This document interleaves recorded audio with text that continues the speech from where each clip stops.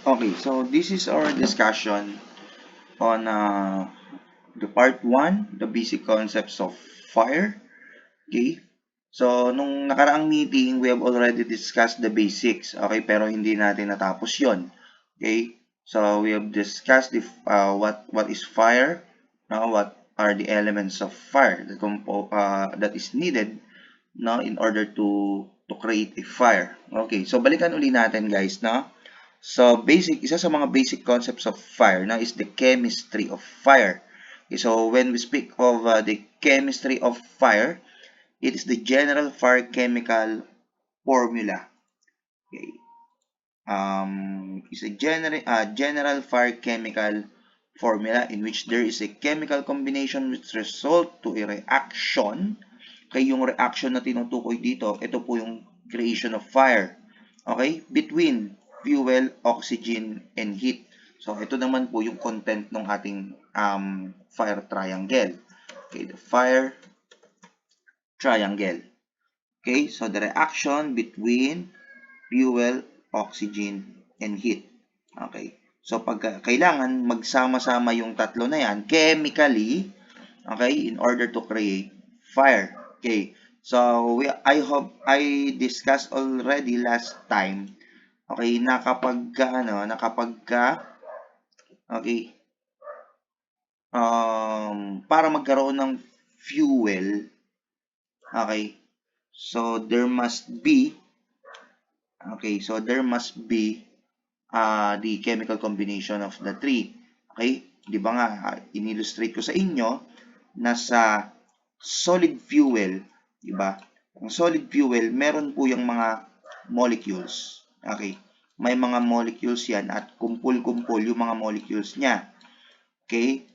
So, yung mga lahat, guys, halos lahat ng fuel, meron pong what molecules sa loob. Okay? Di ba nabanggit ko rin sa inyo last time that fuel is considered as the most important element of fire. Okay? Not because it is what burns, pero nagtataglay ito ng mga burning materials. Okay? Mga burning properties. Okay? Yung burning properties na yan, okay? Yan po yung what mga molecules. Okay? Burning properties. Yan yung mga molecules. Okay? Na taglay ng bawat fuel. Okay? So, ito solid fuel. Okay? Sa solid fuel, yung mga burning properties o yung mga molecules ay completely packed together. Kumpul-kumpul siya. Okay? So, now, kapag meron na pong combination ng fuel, oxygen, and heat. No? For example, ito yung heat. Diba? So, this is the heat. Okay, heat. Yung oxygen, guys, nasa paligid lang naman natin yan eh. Okay, oxygen. So, ang oxygen, ito po yung isa sa mga bumubuo ng gases sa atmosphere.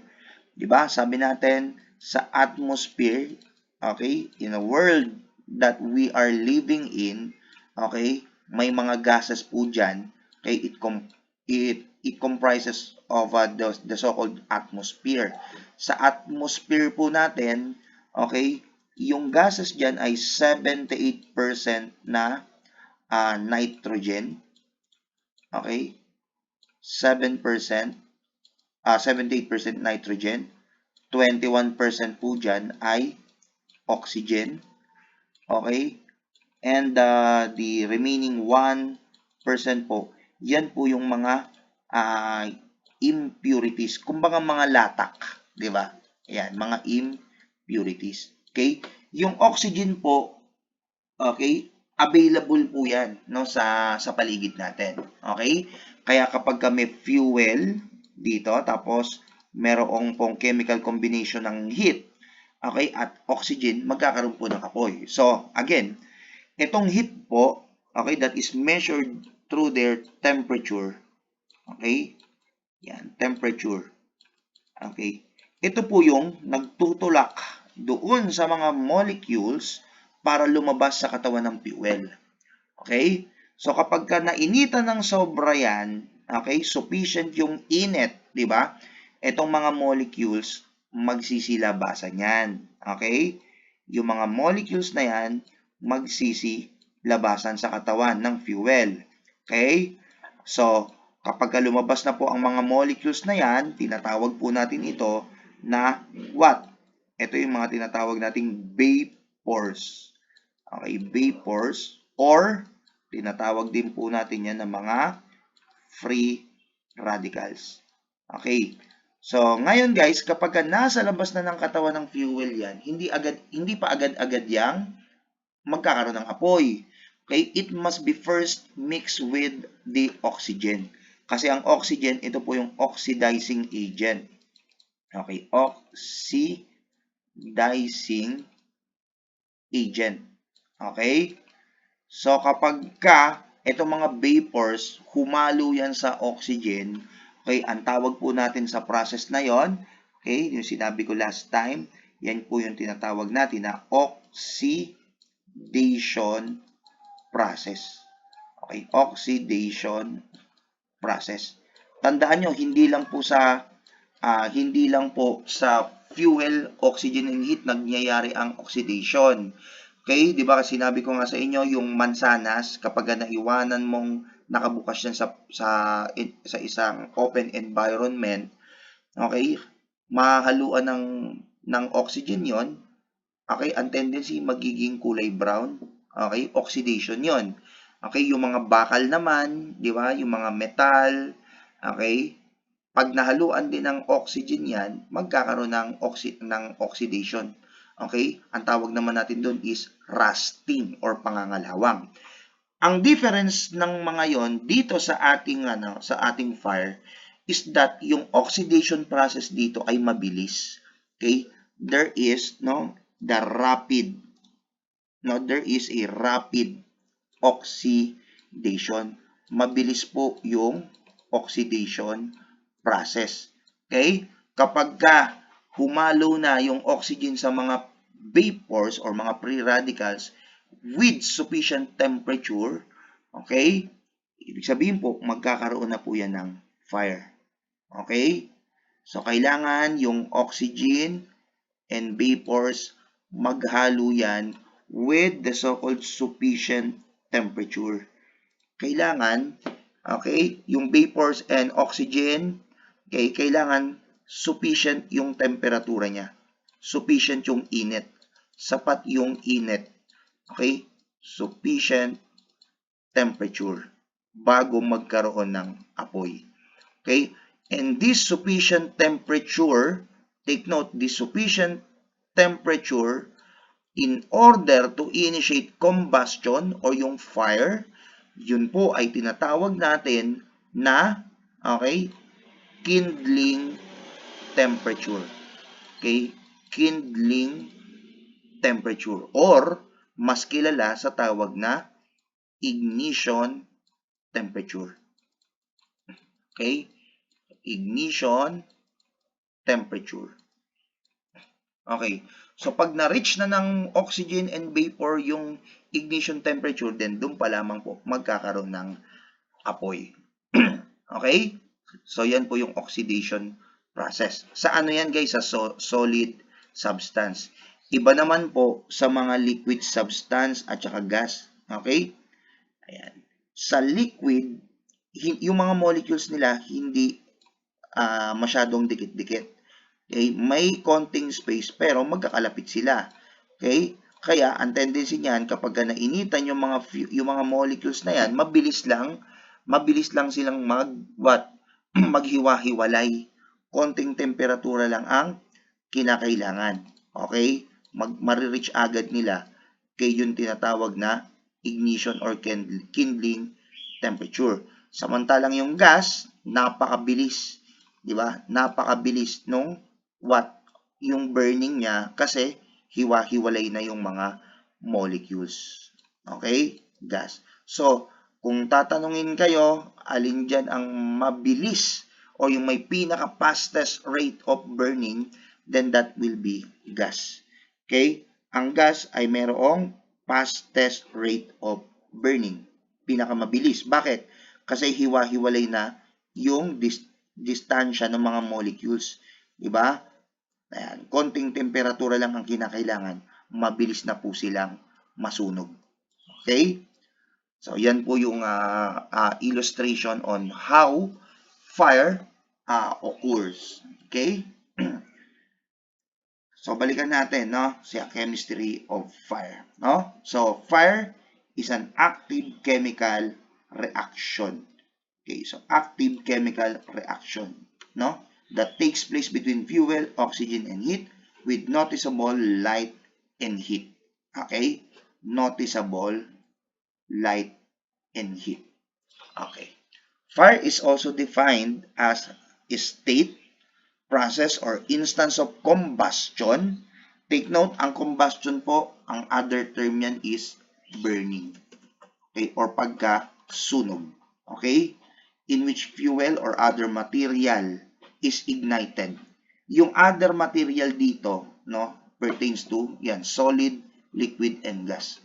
Kasi ang fuel, di ba sabi ko sa inyo, no, it is solid, liquid, or gases. Okay? Is ignited and combined with oxygen. Ayun, no, combined with oxygen.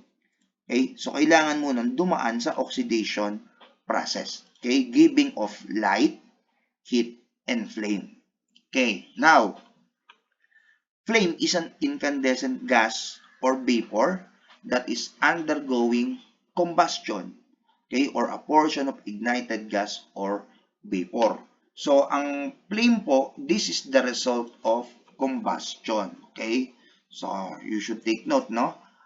Ang flame, no? It is the result of combustion. Okay? It is the result of combustion. Okay? The result of combustion. Okay? So, ang flame po, guys, no, is a result of combustion. Okay. And, no, paano ba nagkakaroon ng apoy? Anong doctrine or anong principle ang nag-i-explain nito? So, that is the fire triangle. It explains how fire occurred, okay, through the chemical reaction of fuel, oxygen, and heat. Okay? So, ano yung proseso para or bago magkaroon ng apoy? So, they must undergo the so-called oxidation process, no? So, it is a rapid, no? Pag sinabi nating rapid, mabilis. Okay? Rapid exothermic chemical reaction. Okay? So, pag sinabi po nating exothermic, no? Okay. So, it is, ano natin, na ipaliwanag natin. Ano ba yung tinatawag na exothermic reaction? Ang exothermic chemical reaction, guys, no? So, ibig sabihin, no, that the heat, okay, heat comes from the inside, okay, palabas. Heat comes from the inside towards, okay, towards the external part. Okay? Yung init nagmumula sa loob. Okay? At inilalabas niya. That is what we call exothermic. Okay? Parang yung kanina. Diba? So, dito, itong mga burning properties na yan, inilalabas yan. Okay? So, pag lumabas na po yan, diba, magkakaroon ng free radicals. No? At saka, pag nag-combine yan sa oxygen with sufficient temperature or with sufficient heat, okay, magkakaroon ng apoy. Okay? So, this is an exothermic kasi yung init mula sa labas, sa loob, inilalabas niya. Okay? That is exothermic reaction. Okay? Pero kapag ang init galing sa labas, papunta sa loob, okay? Init galing sa labas, papunta sa loob, yan naman po yung tinatawag natin na endothermic reaction. Okay. Endothermic reaction. Okay? So, yan. Yan po yung difference between an endothermic and exothermic. Ulitin natin, ang endothermic, yung heat galing sa labas, okay? Galing sa labas, externally, no? Heat comes from the outside, no? outside, going inside. Outside, going inside. Okay? Kapag exothermic reaction naman, yan yung exothermic reaction, yung init coming from the inside, okay, towards the external portion. Inside, papunta sa outside. Okay? Yung init ang tinutukoy dito. Okay? Yan. So, ang reaction or chemical reaction na involved sa fire is an exothermic reaction. That's why yung definition ng fire na or yung oxidation process, exothermic chemical reaction. Okay? Where fuel o yung burning properties of vapor or free radicals reacts with an oxidant o yung oxidizing agent. Okay? So kapag tinanong kayo, which of the following is an oxidizing agent? Okay, ang isagot nyo is oxygen. No? Ang oxygen is the oxidizing agent. Okay? Yan. So, we're done with the chemistry of fire. Okay? So, tandaan nyo guys ang fire, ini-explain niya kung paano nagkakaroon ng apoy. Okay? Pero take note, hindi ini-explain ni fire triangle kung paano nasusustain yung tuloy-tuloy na pagkakasunog. Okay? Sir, ano naman pong principle ang nag-i-explain kung paano na susustain ng fire yung tuloy-tuloy na pagkasunog. Okay? So, later on, i-discuss po natin yan. Yung tinatawag po natin na fire tetrahedron. Okay? Fire tetrahedron. Okay? So, ang fire tetrahedron, it does not only, hindi niya lang ini-explain, does not only explain how fire occurred, but take note, but it also explains how fire can sustain its continuous burning. No? It's continuous burning. Okay? Yan si fire tetrahedron. Okay? It explains how fire can sustain its continuous burning. Okay? So now, okay, isa pa sa features ng or characteristics ng fire tetrahedron, no? So ito in advance natin, pero pag i-discuss pa rin naman natin ito, no, sa mga later part of the subject. Okay? So it does not only explain how fire occurred, but it also explains how fire can sustain its continuous burning. Paano nga ba nagkakaroon ng continuous burning? Okay? Sabi diyan, in order to sustain, okay, burning o yung continuous burning, okay, there must be sufficient amount, okay, of fuel, oxygen, and heat. Dapat daw sufficient yung amount ng fuel, oxygen, and heat in order to have a continuous burning. Okay? So kapag kumpleto yung amount ng fuel, for example, maraming solid fuel ang nasusunog. Marami yung amount ng oxygen at malakas yung intensity or yung malakas ang temperatura ng apoy. Okay? So magkakaroon ng malaking fire at magtutuloy-tuloy yung pagkasunog nito. Okay? Kasi sapat yung amount ng fuel, oxygen, and heat.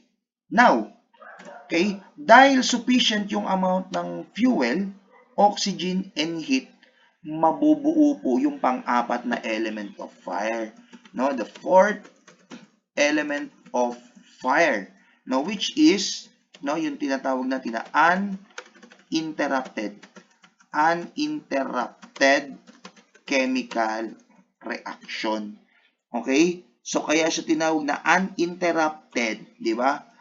Ibig sabihin, hindi humihinto, tuloy-tuloy, no? Continuous. No? Uninterrupted. Okay? So, ibig sabihin, continuous.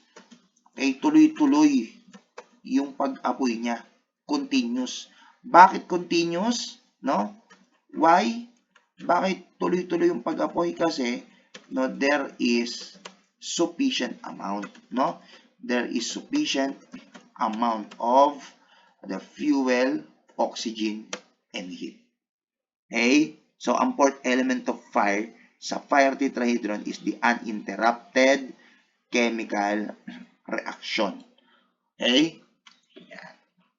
So, uninterrupted chemical reaction. Okay? So, yan po yung ini-explain ng fire tetrahedron. Okay? So, fire tetrahedron. It explains how fire can sustain its continuous burning. Okay? So, ang nagiging resulta niyan, di ba, tuloy-tuloy yung pag-apoy at nagre-resulta ito ng flame. Okay? So, yan yung fire tetrahedron. But we will discuss it more further no, as we move along with our discussion. Okay? Additional pa dito sa characteristics ng fire tetrahedron, okay, is that it also explains how fire can be extinguished. Okay? How fire can be extinguished. Okay? So, pinapaliwanag din sa fire tetrahedron kung paano mahihinto yung chemical reaction. Diba? How fire can be extinguished. Okay. So, kapag binawasan natin yung fuel, di ba? Ang daming fuel, sufficient yung amount ng fuel. Pag binawasan mo po ang fuel, di ba? Okay, anong tawag natin dyan sa yung methods? Okay, methods of extinguishment. Okay, so pag binawasan natin ang fuel, di ba? Removal. Okay, removal of unburned fuel. Ang tawag po natin dyan sa process na yan ay what? Starving. Okay? Starving. Gugutumin mo yung chemical reaction para huminto yung apoy. Una muna liliit yung apoy hanggang sa tuluyan itong mamatay or huminto. Ang pangalawa naman, okay, exclusion of oxygen. Babawasan mo nga yung oxygen. No? Exclusion of oxygen. Hindi mo nakakayaan pa yung oxygen na na sumali, okay, doon sa chemical reaction, no? Babawasan mo. Okay? Kunwari may apoy diyan, teka lang, bawasan natin yung apoy, yung oxygen. Okay? Pag wala ng oxygen, okay, or nabawasan na ang oxygen level doon sa chemical reaction, unti-unti na yang liliit na yung apoy, unti-unti nang liliit. Okay? So, yung exclusion of oxygen, no, ito naman po yung tinatawag natin na method of smothering. Sasakalin mo yung chemical reaction para hindi na huminga. Okay? So, another guys, babawasan natin yung temperatura. Okay? Reducing. Okay? Reducing temperature or reduction of temperature. Temperature. Ano ang tawag natin dyan? Okay? Babawasan natin yung init, di ba? Para lumiit yung apoy at tuluyang mawala. Tawag natin doon is the process of cooling. Okay? Process of cooling. Okay. Now, alin man sa isa dyan ang matanggal mo, remove mo yung unburned fuel by means of starving, you excluded oxygen by means of smothering, or you reduce the temperature by means of cooling, okay, mababawasan mo na po or mai-interrupt na natin yung chemical reaction. No? Interruption of the chemical reaction. Ang tawag natin po dyan is there will be a so-called inhibition. Okay? Inhibition. Okay? Alin man ang gawin mo dyan, starving, okay? O, magkakaroon ng inhibition. Smothering, okay, may interrupt ang chemical reaction. Ang tawag inhibition. Binawasan mo yung temperatura through cooling, okay? Lilit yung apoy hanggang sa tuluyang mawala. Anong tawag natin doon? Inhibition. Okay? Kasi sa fire triangle, hindi niya ini-explain yan eh. Okay? Magkakaroon ng apoy, yan nga, sabi diyan, noticeable heat and light. Okay, pero hindi niya pinapaliwanag kung paano nagkakaroon ng continuous burning. Okay? So that is what we call the fire triangle and fire tetrahedron. Okay? Yan. So punta tayo dun sa phlogiston theory of fire. Okay? So, before nagkaroon tayo ng fire triangle at bago tayo magkaroon ng fire tetrahedron, there was once this so-called phlogiston theory of fire. Pero tandaan nyo guys, ang phlogiston theory, it is the oldest, no? The oldest theory of fire, wherein it is already superseded, no? Ibig sabihin, hindi na po reliable. Okay? Ang explanation ng phlogiston theory para magkaroon ng apoy. Okay?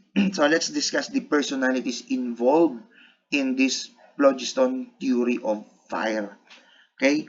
Andiyan po sila Johann Becher at George Stahl. Okay? Ang sabi ni Johann Becher, okay, so sabi ni Johann Becher, no, he reintroduced 3 different types of earth. We have the terra fluida, or yung mercurial earth, giving material that the characteristics, fluidity, fineness, fugacity, and metallic appearance.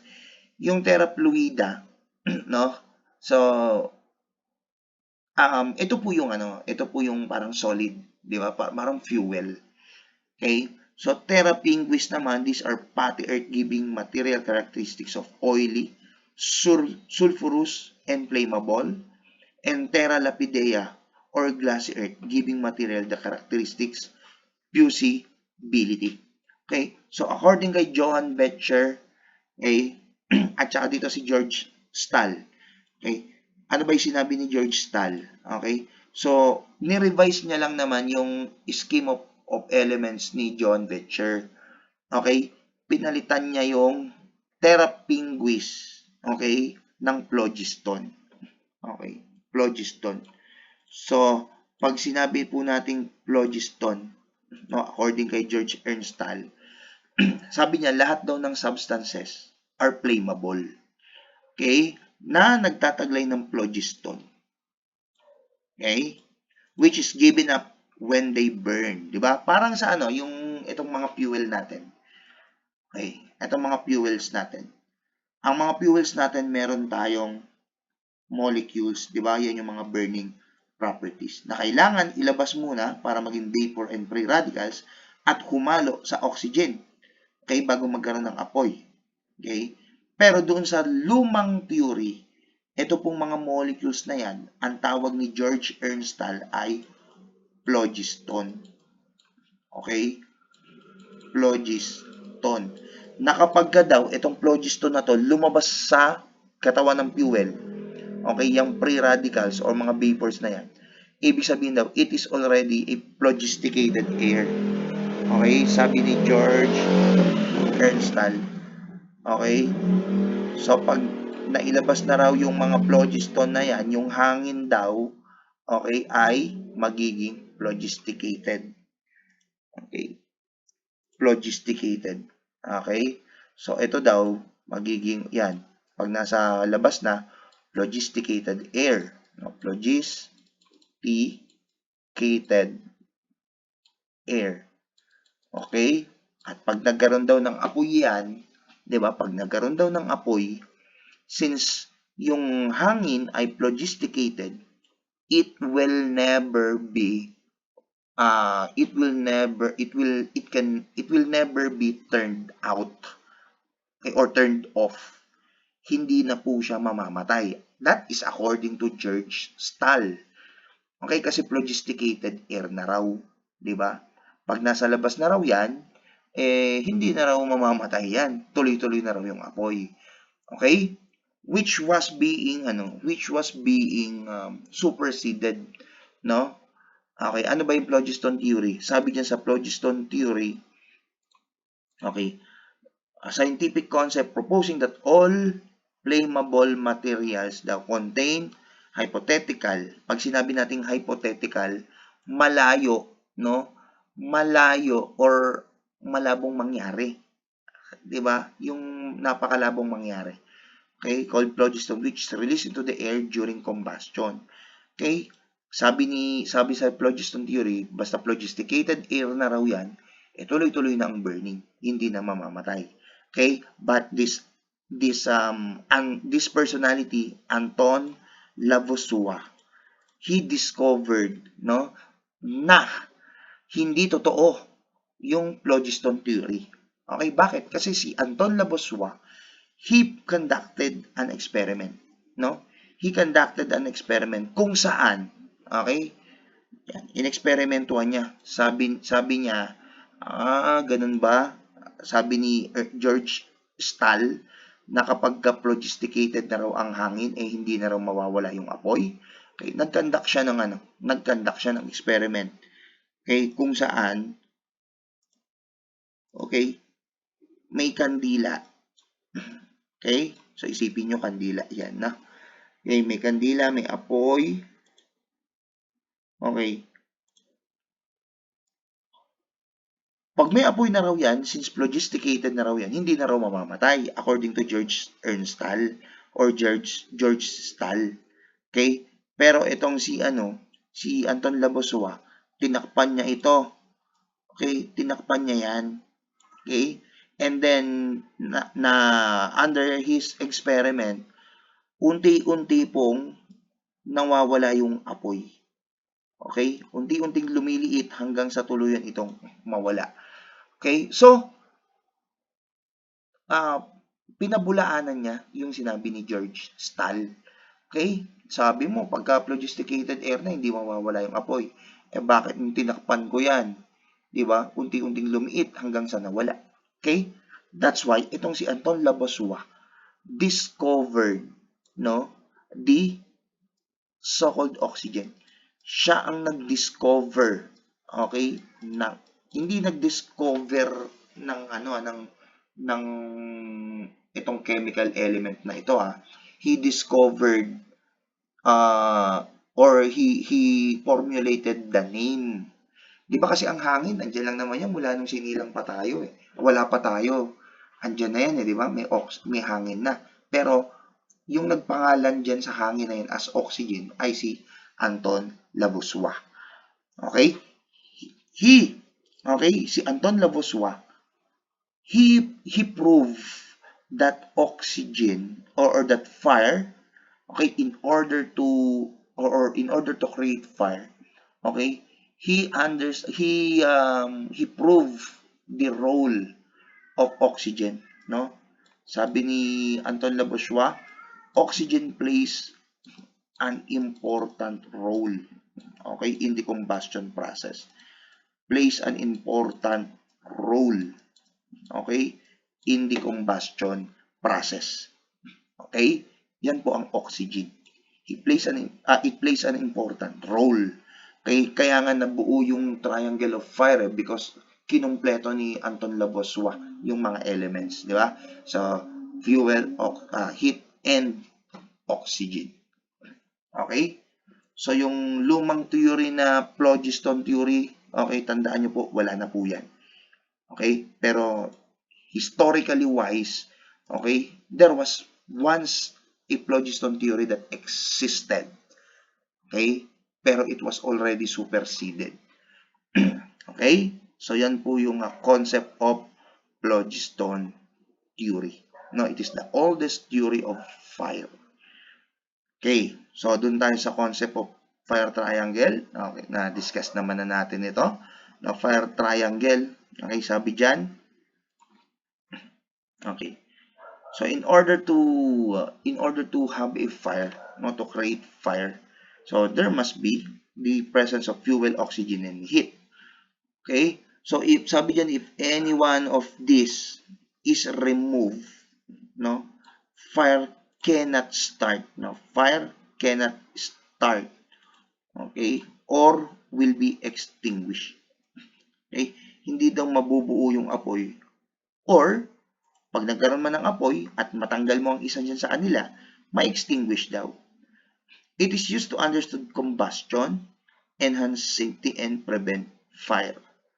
Okay? So that is fire triangle. Okay. So sa fire triangle, meron syempre yung mga elements, di ba? Yan. So we have heat element, we have fuel element, and we have oxygen element. So let's discuss heat element. Okay? So ang heat element, na it is an essential or necessary means to ignite a fire. To ignite a fire. Kinakailangan daw yan to ignite a fire. And ano ang tawag natin dun sa temperature needed to ignite a fire? Okay? Temperature needed to start or ignite a fire.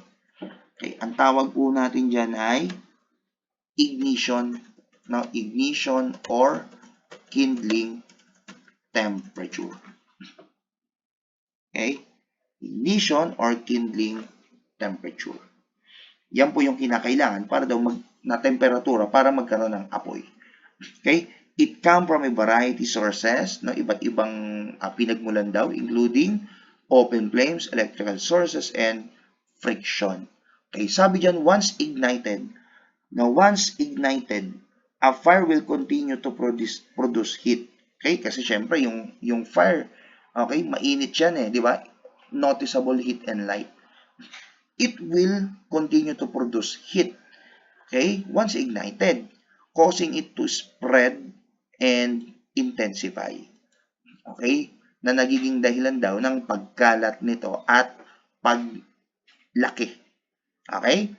So this heat can cause burn injuries or ignite other combustible materials. Okay? So pwede daw itong makapaminsala. Okay? Mag-cause daw ng physical injuries or even death. Okay, physical injuries or even death, or ignite other combustible materials. Okay? So, itong ignite other combustible materials, okay, pwede daw po itong makapagdulot ng damage, no, damage to properties. Okay? So, anong pwede maging maidulot nito? Okay, physical injuries at saka yung damage to properties. Okay, so the heat is generated, no? The heat generated is what sustains the fire and keeps it burning.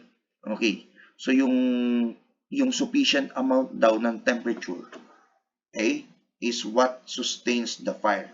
Yun daw ang nagsusustain ng fire. Pero medyo may konting error or kulang na dito sa statement na ito.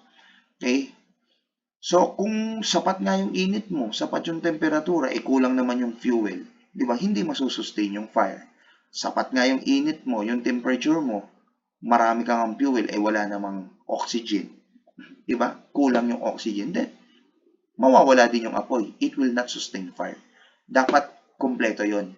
Okay? Kaya nga sa fire tetrahedron, pinaliwanag yon. Okay?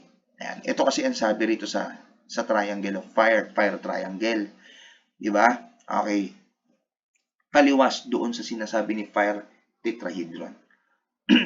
Okay? So, what sustains the fire and keeps it burning, no, sa fire tetrahedron is that the sufficiency of fuel, oxygen, and heat. Okay? So, that is heat element. Now, ang heat, okay? Ang heat is an energy in motion. Okay. So heat is an energy in motion. Okay. Yan, heat is an energy in motion. So hindi siya gumagalaw, hindi siya gumagalaw, but it is transferred. Okay? So it is transferred from one object to another. That's why meron tayong tinatawag na transfer of heat. Okay? Transfer of heat. So when we speak of conduction, it is the transfer of heat through, no? Ito yung tatandaan natin, direct contact between solid object. Okay? Direct contact of solid object. Okay. So ito sa example natin na ito, sa illustration. Okay. So itong solid substance na ito, guys, no? Ito yung kaldero. Okay. Pag nadampi yan dito sa init, yan sa apoy, okay, that will be conduction. Okay, kasi na-transfer. Okay, ito namang hinahawakan na ito, okay, through to the direct contact, no? Through the direct contact of solid object. That is also a conduction. Okay? So, ano naman po, sir, yung pangalawa? Convection. Ang convection, it is the transfer of heat through circulating medium, either gas or liquid. Itong circulating medium na yan, no, umiikot daw ng mga water molecules, no, or mga molecules, no? Water molecules. Okay, yan yung mga umiikot, no, na water molecules. Okay, either gas or liquid. Okay, so sa convection naman, kahit hindi mo hawakan directly yan, matatransfer pa rin yung init. Okay? Di ba nga kapag nagpapakulo tayo ng tubig, di ba? Yung kisame, di ba? Doon doon yung direction nung molecules, di ba? Yung heated molecules. Kaya kapag kinapa mo yung kisame, mainit. Okay, that's the process of convection. Hindi naman dumikit yung kisame doon sa liquid or doon sa pinapainitan mo. Okay, pero nag-transfer pa rin yung heat. Okay, that is because of this circulating medium. Okay? Dahil yan sa circulating medium. Okay? Yan. Tawag dyan is convection. Okay? Next is we have radiation. So, ang radiation naman, it is the transfer of heat through electromagnetic waves. Kahit na nasa malayo ka, ma-transfer pa rin yung heat. Mararamdaman pa rin natin yung init because of this electromagnetic waves. Okay? Now, so illustration of the heat transfer, ito yan. Illustration of the heat transfer. Okay? So next, what are the sources of heat? Okay? Saan ba nagmumula? Or saan ba nanggagaling yung init? Okay? It can be either natural sources or man-made sources. Okay? So, natural sources, di ba? Kikita natin sa kalikasan. Yung araw, di ba? So, that is natural sources. Di ba? Next, man-made sources, ito naman yung gawa ng tao. Okay, example, posporo or match. Di ba? Yung mga matchsticks, those are man-made sources. Okay? Pag yung palad natin, di ba? Kiniskis natin na ganyan. Okay? Pag kiniskis mo yung palad natin, okay, makakaramdam tayo ng init. Okay? Through friction, man-made sources yan. Okay? Man-made sources. Okay? Yung pagkakaroon ng LPG, di ba? Liquefied petroleum gas, okay? Binuksan mo yung bulb, sinindihan mo, kakaroon ng apoy. Man-made yon. Okay? So, those are sources of heat. Okay. Now, magdagdag tayo rito. Idagdag natin yung heat production. Paano ba na-ipoproduce yung heat? Heat production. Okay? So, heat can be produced either chemically, either mechanically, okay? Either electrically, okay? And nuclear. Okay? Nuclear. Okay? Sa chemical, guys, yung chemical heat production, okay? Sabi diyan, it is chemically produced. Chemically produced heat, no? As the result, or chemically produced heat is the result, no, of the rapid oxidation. Okay? So, ang rapid oxidation, yan yung combustion. Okay? Other term ng combustion, burning. Okay? So, bakit chemically production? Kasi, ano bang reaction ang involved, okay, upon fuel, oxygen, and heat? Okay? Chemical reactions, no? So, that is chemical heat production. Okay? Next, we also have this so-called mechanical heat production. So, it is the product, no, product of friction. Okay, product of friction. Okay?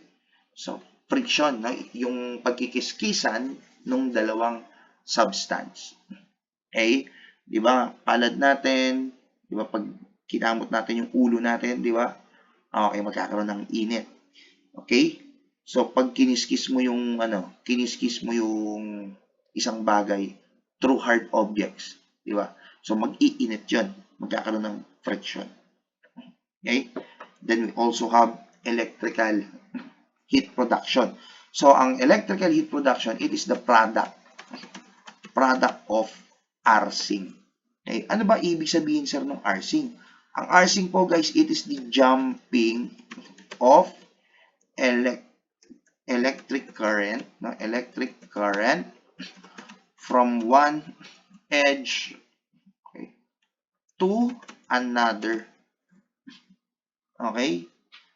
Paano nagkakaroon ng arcing? Okay, so ganito, guys. Okay. So, let's say, for example, okay, i-clear natin ito muna. Okay. So, let's say, for example, merong live wire. Okay? Live wire yan. Live wire. Okay? So, there is electricity running towards it. Okay? May electricity running. Pag pinutol mo po yan, diba? Yung live wire na yan, pag pinutol mo, okay, tuloy-tuloy pa rin po. Okay, ay nawala. Okay. So, tuloy-tuloy pa rin yung paggalaw ng electricity. Okay? Tuloy-tuloy pa rin yan. Kahit pinutol mo na yan, tuloy-tuloy pa rin yan. Okay? And yung electricity na yan, pag tumalon yan from one edge, okay, from one edge to another edge, yan po yung tinatawag natin na arcing. Okay? Isa rin po sa nagiging cause of fire yan. Okay? The arcing. Okay? And then, meron din naman tayong tinatawag, guys, na arcing, short circuit, di ba? Short circuit. Okay? Or other electrical malfunction. Nag-short circuit. Okay? For example, okay, maraming nakasaksak sa isang socket. Okay? Andyan yung TV, electric fan, aircon, laptop, di ba? China-charge mo yung laptop, china-charge mo yung cellphone, etc. Okay? So, nagkakaroon dun ng yung tinatawag nating octopus connection. Octopus connection. Okay? So, pag may octopus connection po, it produces heat. Okay? Nagkakaroon po ng heat production. Okay? At ang nuclear naman po, nuclear heat production. Okay? So, it is the released heat through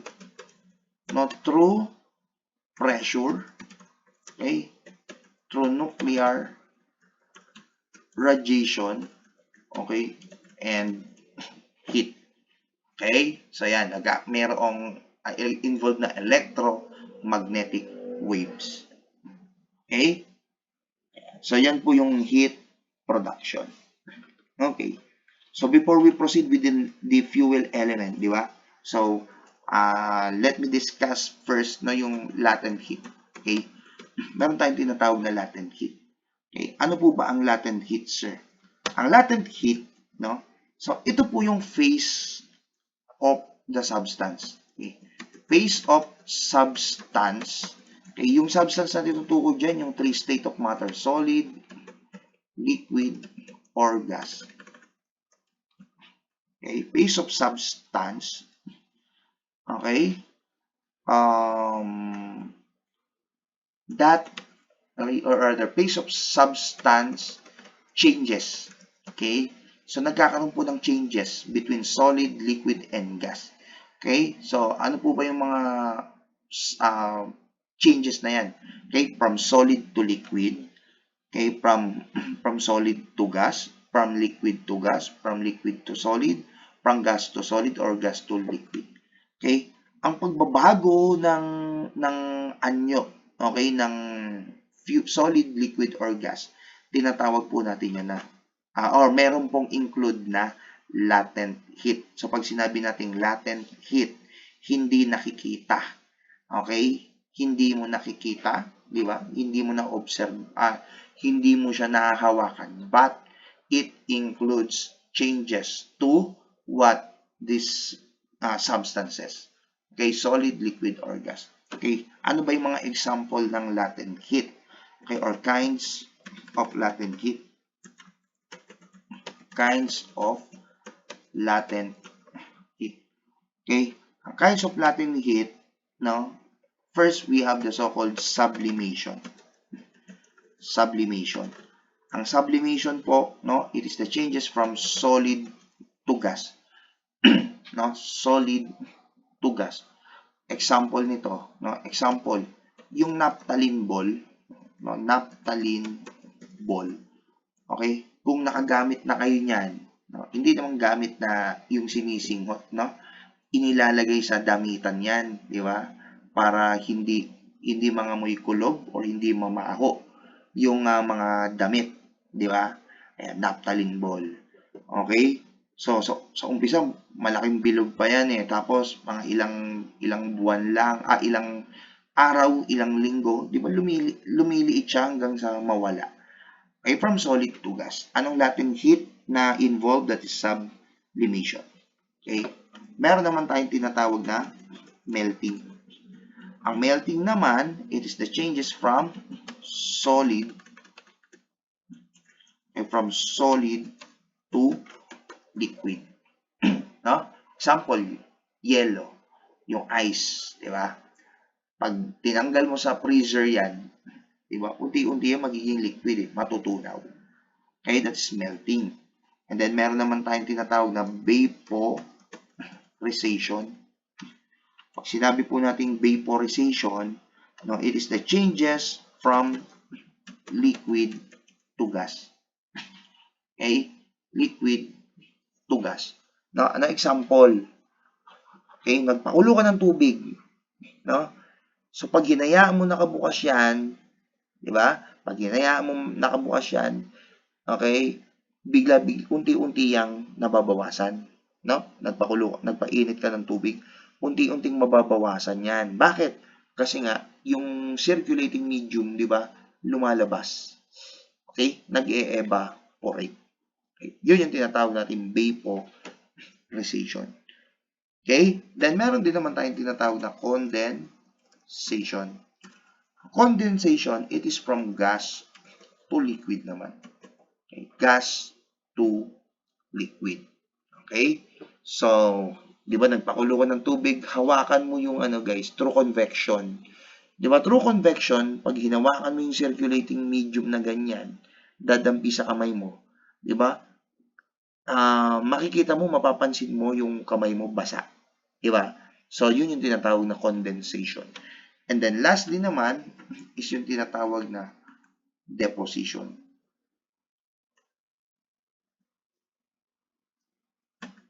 E is yung deposition. Ang deposition naman po, it is the changes from gas to solid. Okay? Ano ba example nitong deposition na to, na gas to solid? Okay? Example nito guys is yung carbon dioxide. Okay? Carbon dioxide.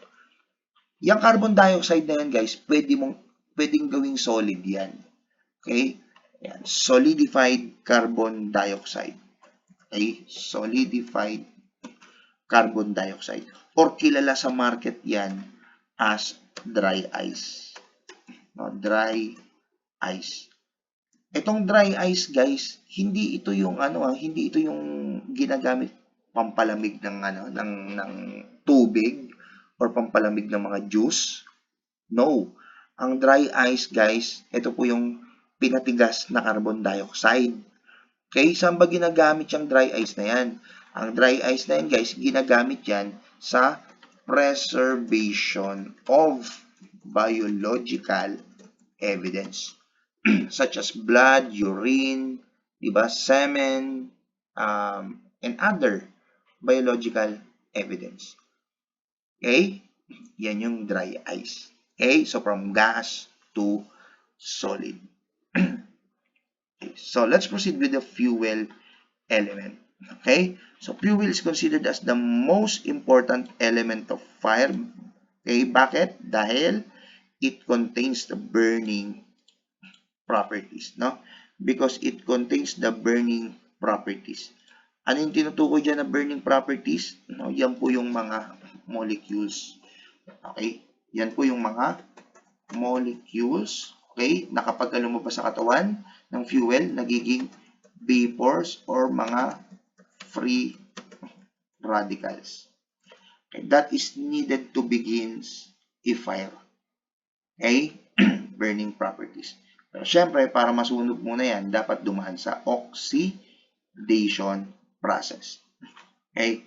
So, it refers to any combustible material that can burn when exposed to heat and oxygen. Okay?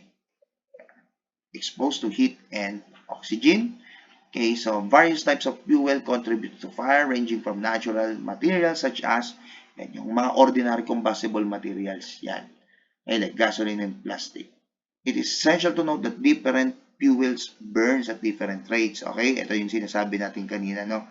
Different fuels, yung iba-ibang fuels down, burn, nasusunog daw at a different rates and temperature. Okay? Di ba yung solid fuel, mas matagal masunog kumpara sa liquid and gas fuel. Okay? Producing various flames and smoke. Okay? So, yung solid fuel na-discuss na natin. Okay. So, meron naman tayong, okay, take note ang fuel, it can either be solid, can either be liquid, or gas. Okay, sa solid, walang problema. Kumpul-kumpul. No? Ang solid, ito yung may slowest, no? Lowest, no? Slow or lowest rate of burning. No? Ibig sabihin, pinaka-slow. Slowest siya. Pinaka-mabagal masunog. Okay? Kasi kumpul-kumpul. No? Yung molecules are packed together. No? Pag sinabing pack, kumpul. Ayan. Molecules are packed together. Kumpul-kumpul. Ang liquid fuel naman po, no? Ang liquid fuel, no, ang principal component po nito, principal component ay hydrogen. hydrocarbon. Okay, hydrocarbon. Okay? At sa pag-aaral natin ng arson investigation, okay, kailangan alamin natin dito yung two general groups, okay, of liquid fuels. Okay, two general groups of liquid fuel. First one is yung the so-called flammable. Okay, flammable liquids. Okay, yung isa naman po is yung tinatawag natin na combustible liquids. What's the difference of the two? So, pag sinabi po natin flammable liquids, guys, ito po yung mga liquids having flash point. No? Yung flash point, i-discuss natin sa susunod na mga discussions. Okay? Kasi we will be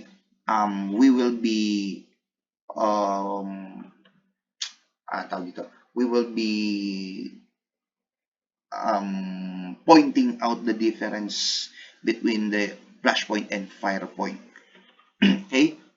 Yan, liquids having a flash point below, okay, below 37.8 degrees Celsius.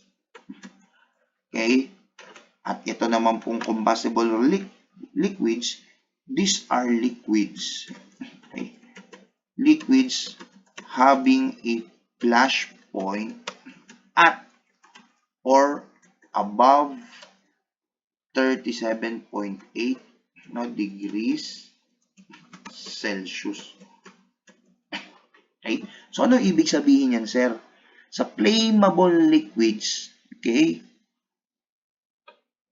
kahit mababa ang temperatura, 37.8, below 37.8 degrees Celsius, magkakaroon na ng apoy, di ba? Kahit mababa pa sa 37.8 degrees Celsius.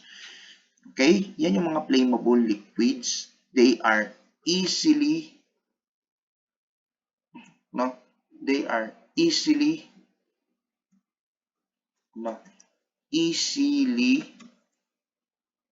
easy to ignite. Mabilis lang silang mag-ignite. Okay? Kasi mababang temperatura lang di ba?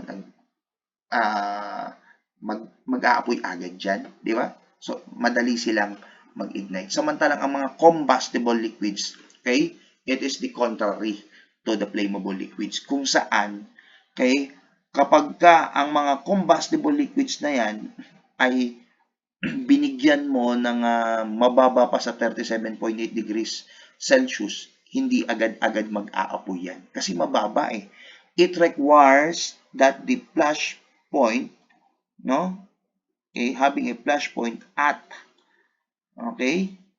or above 37.8 degrees Celsius. So, kinakailangan nito ng 37.8 degrees Celsius pataas bago ito mag-apoy. Okay? Yan yung mga two general groups of liquid fuels. Tandaan nyo yan, guys. I will be asking it in your quizzes, in your midterms, as well in your finals. Okay, the two general groups of liquid fuels. Okay. So next, we're done with solid, liquid. Doon tayo sa gas. Ang gas, Okay. So, ito po yung mga tiny substances, tiny particles, Usually, hindi nakikita. Okay? But, it is needed, meron siyang highest rate of burning. Mabilis siyang masunog. Kasi, fastest. Okay? Kasi yung molecules niya are already separated. Molecules are already departed or separated. Okay? Kaya mabilis na siyang masunog. Okay, now, sa mga gases, meron tayong mga classification of gases. Okay? Ano ba yung mga classification of gases? Okay, so una, we have the natural gas. Ang natural gas, ito po yung ginagamit natin sa araw-araw na living. Okay, used to heat building, cook food, and provide energy for industry, na yung mga natural gases. Okay, then ano ba mga example ng mga natural gases? Natural gases na example, methane. Okay, methane gas. Ang methane gas, na ito po yung colorless and odorless gas. Okay, this is usually mixed with compounds, okay, of the foul smelling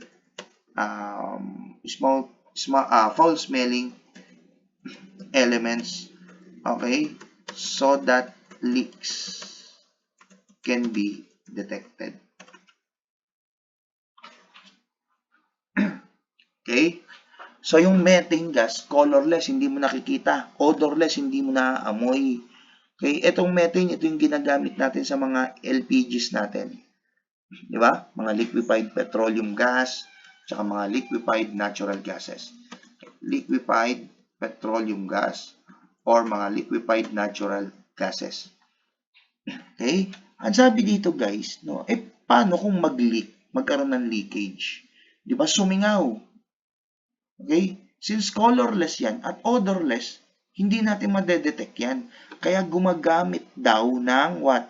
Mga compounds, mixed with compounds of foul-smelling element. No? Foul-smelling element. So, ibig sabihin mga ano. Okay, ano yung element or chemicals na ginagamit para na hinahalo sa methane para ma-detect yung leakage? Okay? Ang element or chemical na ginagamit diyan or hinahalo diyan sa methane ay sulfur. Okay? Sulfur yan yung ginagamit para ma-detect yung leakage. Okay? And then another we have the so-called butane. Butane and propane. Okay, so ito naman yung ginagamit sa mga di ba? Sa mga samgyupan. Diba, butane and propane, no? So, which makes up a small proportion, okay, of natural gas that becomes liquid okay, when placed under large amount of pressure. Okay, yung butane and propane guys, 'di ba kapag inalog mo 'yan, 'di ba?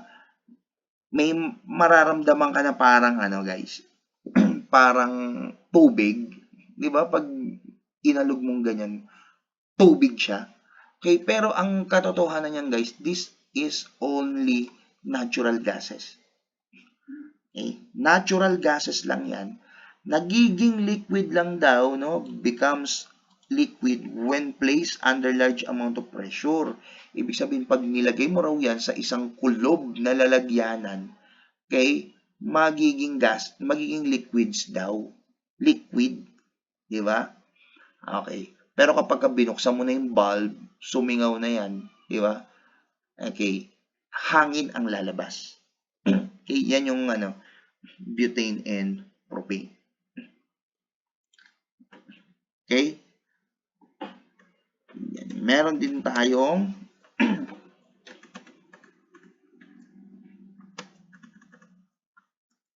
okay, meron din tayong tinatawag na manufactured gas. Okay. Manufactured gas. Ang manufactured gas, ito po yung yung nanggagaling sa mga petroleum, di ba? Coal. Okay. We have petroleum. Okay, we have biomass. Okay, that can all be converted to gas through heating and by various chemical procedures. Now, yan po yung mga manufactured gas. Okay?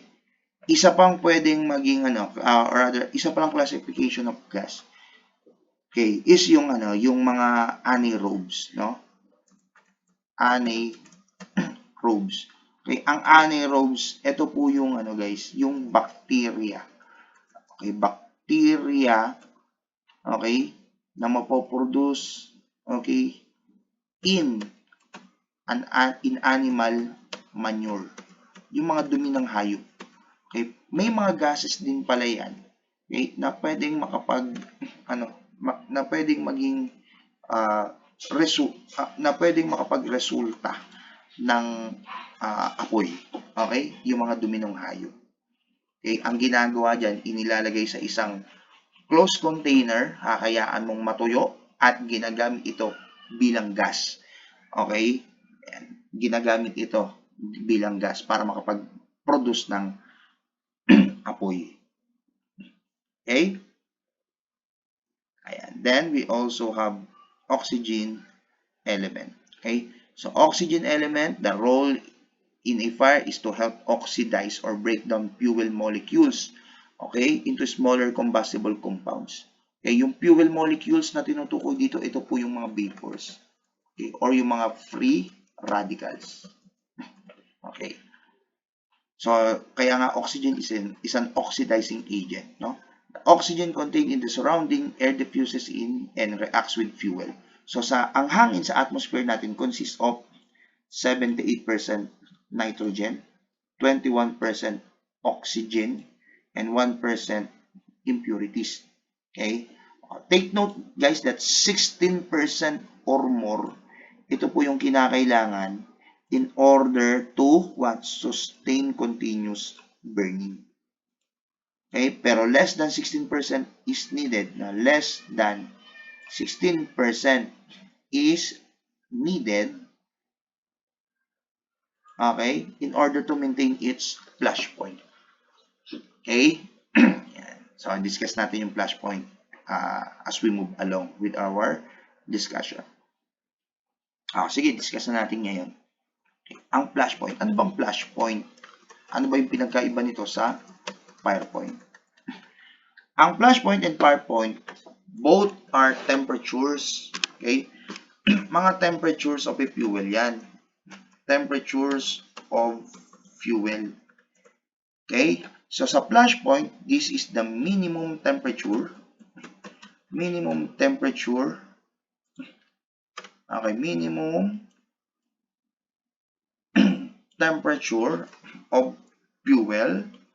Okay, that ignites momentarily. Okay? Mabilis daw mag-ignite or magkaroon ng apoy.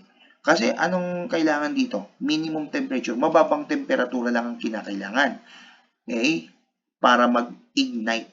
Pero ang fire point, no, it is also the minimum temperature, no, in order to okay, sustain continuous burning. Okay? So, tuloy-tuloy daw na pag-apoy. Dapat mataas ang temperatura niyan. Di ba? Sabi natin kanina, dun sa fuel, di ba? Sa liquids, pag flammable, flash point below 37.8. Ibig sabihin, ito lang yung kinakailangan na temperatura para magkaroon ng apoy. Dito naman, liquid, sabing flash point at or above 37.8 degrees. Burns momentarily. Okay? Yan yung kinakailangan. Pero para masustain yan, yung burning na yan, okay? Pag na-sustain mo yung burning na yan, okay? Doon napapasok yung fire point. Okay? Get the point? Yan, ignites momentarily. Okay? Mabilisan na pag-ignite. Okay? Dito naman, sustain continuous burning. Okay? So, yan po yung flash point. Less than 16% is needed in order to maintain the flash point. Pero yung 16 or more na yan, guys, ito po yung kinakailangan in order to sustain the fire point.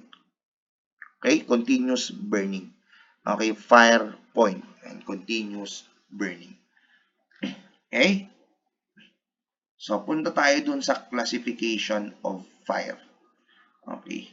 So, meron tayong dalawang classification of fire. Okay, first is according to the burning fuel. And second is according to what? Causes of fire. Okay. Doon tayo sa sa first classification according to the burning fuel. Okay. So, sa classification, guys, of fire according to the burning fuel, meron po tayong dalawang standard dyan. Okay? So, standards. Standards in the classification of fuel. Okay? Dalawang standard yan na una is yung American standard and pangalawa is yung United Kingdom standard. Anong pinagkaiba ng dalawa at ano ang sinusunod ng Pilipinas? Ang American standard po, okay? Yan. Class A, di ba? Merong Class A, meron silang Class B, meron silang Class C, meron silang Class D, at meron silang Class K. Okay? Samantalang ang United Kingdom, okay, meron silang Class A, Class B, Class C, Class D, Class E, okay, at Class F. Okay? So, yung Class A nila dito, guys, okay, ang Class A nila dito, no, ay mga solids. Ang Class B naman sa United Kingdom, okay, ang Class B nila ay mga liquids. Ang Class C naman sa United Kingdom, okay, ay mga gases such as yung mga butane, di ba? Propane. Ang Class D naman, mga metals. Okay? Ang Class E, okay? Ang Class E naman, no? Ito naman yung mga cooking oils. Okay, cooking oils. Okay, or mga kitchen fires. Ang Class F, no, usually mga electrical fires. Okay, electrical fires. Yan sa United Kingdom. Question, ano ba ang ginagamit ng Pilipinas? We are using American standard. Alam mo naman ng Pilipinas, gaya-gaya lang sa Amerika. Okay? American standards. Okay. So, why is it important? No? Why is it important, no, to classify fuel or classify fire according to the burning fuel? Bakit daw kinakailangan? Okay? Ang alamin kung anong classes of fire or anong burning fuel ang nasusunog. Okay. So, syempre, ang pinaka-reason dyan, okay, in order to determine what chemical agent, okay, will be used to extinguish the fire. Para malaman natin kung anong chemical agent, okay, to be used, okay, to extinguish fire. Okay? Kasi kapag nagkamali ka ng paggamit mo ng chemical agent, no, it will result to, okay, in order to prevent, okay, dangerous behavior of fire. Okay? So, ang tawag natin dyan, guys, kapag mali ang ginamit mo na chemical agent para i-extinguish ang fire, okay, magkakaroon po dyan ng tinatawag nating bite back. Kakagating ka pabalik. Di ba? Example. Okay? Water. Example. Water, okay, is not, okay, o must not be used. Okay, must not be used in, okay, electrical fires. Electrical fires. Okay? Kasi, now, bakit? Because there will be a danger of electrocution. Pwedeng gumapang yung electricity from the waters, di ba? Magkakaroon ng danger of electrocution. At ang danger of electrocution na po yan, isa po yan sa tinatawag natin na bite back. Okay? Isa po yan sa tinatawag nating bite back. Yan. Kaya importanteng malaman natin kung anong fuel ang nasusunod. Okay, so let's proceed.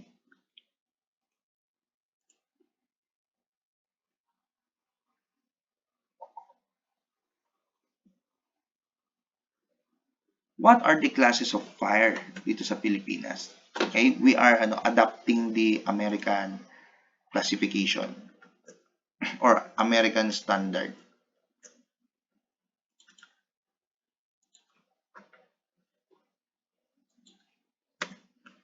Okay. Ano ba yung American standard natin? Class A, Class B, Class C, Class D, and Class K fires. Okay, so Class K fires, these are fires involving ordinary combustible materials. Okay, so tandaan, ordinary combustible materials. Okay, usually guys, ano ba ang pinang-i-extinguish dyan sa Class A fires? Okay, so advance tayo, advance info tayo rito.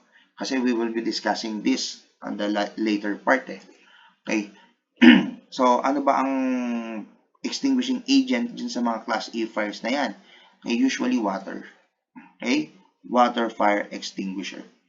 Class B fires naman, from the word itself, no, or from the letter itself, letter B means basa. Okay? Basa. Okay, so ibig sabihin, fires involving flammable liquids. Okay? Then usually, kapag mga flammable liquids yan, okay, pwede tayo, gumagamit tayo dyan ng AFFF, Aqueous Film Forming Foam. No? Aqueous Film Forming Foam. Okay, yan po yung ginagamit. No? Okay. Then, yung Class C fire naman, from the letter itself, letter C, tandaan nyo lang kuryente. Fires that starts in a live electrical wire or it is caused by electrically initiated fire or electrical fires.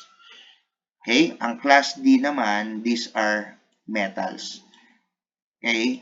And take note, yung metals na to, hindi yung literal na metal Chemical element yan, no? Includes magnesium, powdered calcium, sodium, lithium, no? Sa mga battery, potassium, zinc, titanium, and zirconium.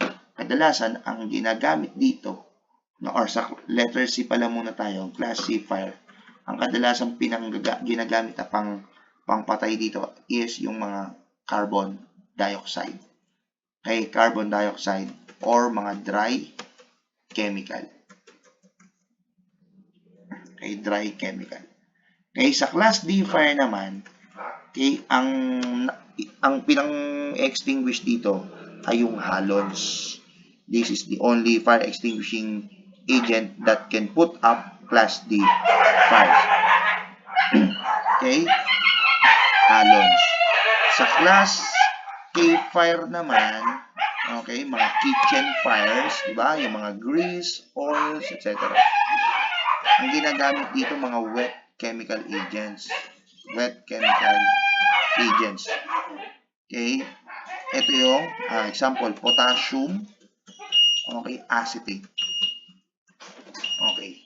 Yan. Kaya kailangan natin alamin kung ano bang fuel ang nasusunog dahil dyan. Okay, next. So, we have a classification of fire according to causes.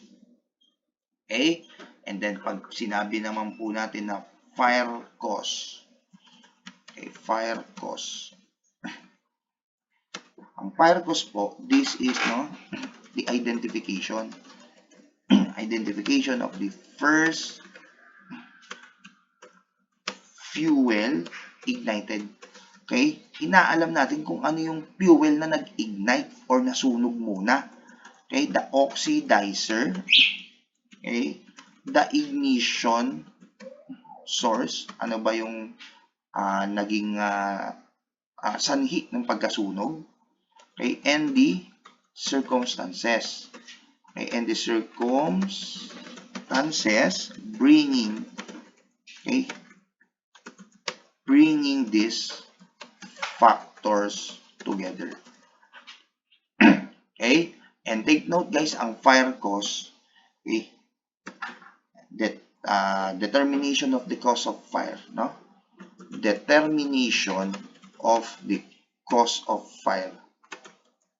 Okay, cause of fire. Ito po yung what? Primary objective of arson investigation. Inaalam mo yung what? Cause of fire. Okay? So, ano ba yung mga causes of fire? Okay. According to causes, we have natural fire. It is also known as providential fire. Okay? Ang providential fire po, no? Or ito pong mga natural fire cause, these are unforeseen acts of God. It's unforeseen acts of God. Okay, it happens beyond, okay? It happens beyond the control of the human being. Okay? Happens beyond, okay, beyond the control of human being. Okay? Ano ba example niyan? Lightning, spontaneous combustions, etc. We also have the so-called accidental fire. Okay? So these are caused by negligence of a person. Pero wala silang malice, walang malicious intent. Okay? So, guys, kung sa criminal law, okay, kahit nakita mo na yung tao na gumawa ng krimen, still, ang presumption ng batas, he is what? Innocent. Presumption yun sa pag-commit ng crime. Dito naman, sa arson investigation, okay, ito po yung presumption ng firefighters or ng arson investigator. Presumption of the arson investigator upon arrival at the fire scene. Upon arrival at the fire scene. Ito yung presumption. Uy, teka lang, accidental cause yan. Okay? Hanggang sa, okay, mag-iimbestiga sila ng malalim pa. Okay? Yan, accidental fire. Next, we have incendiary fire. So, these are caused by an evil motive or intention of a person. Okay? So, evil motive or intention of a person. Kasi ang incendiary fire, guys, ito po yung what? Arson. Okay? Kasi arson, di ba? It is the willful and malicious burning. Okay, willful and malicious burning of properties. Okay? Willful, ibig sabihin voluntary. Hindi ka pinilit, hindi ka tinakot. Okay, nagawin mo ang isang bagay. Malicious, ibig sabihin meron kang what? Evil intent. Di ba? Meron kang evil intention. Okay? So, these are caused by an evil motive or intention. Also known as intentional fire cause or arson. Okay? And then, we also have the so-called undetermined fire cause. Okay? This classification of fire is when the cause of fire remains undetermined. Okay? So, ibig sabihin guys, no, nagiging undetermined yung fire because the cause daw, yung cause of fire, the cause of fire now is not yet proven. Hindi mo pa nalalaman or not yet determined. Not yet determined. Or sa madaling salita, no, the fire scene is still under investigation. Hindi pa tapos yung comprehensive investigation of fire. That's why, okay, ang mga fire or arson investigator, okay, dinideclare ito as undetermined fire cause. Kasi continuous pa. Okay? There is still a continuous investigation, okay, of the fire scene and causes. Okay? So that ends na the part 1, okay, of our subject, no? Fire protection and arson investigation. Okay? So guys, thank you.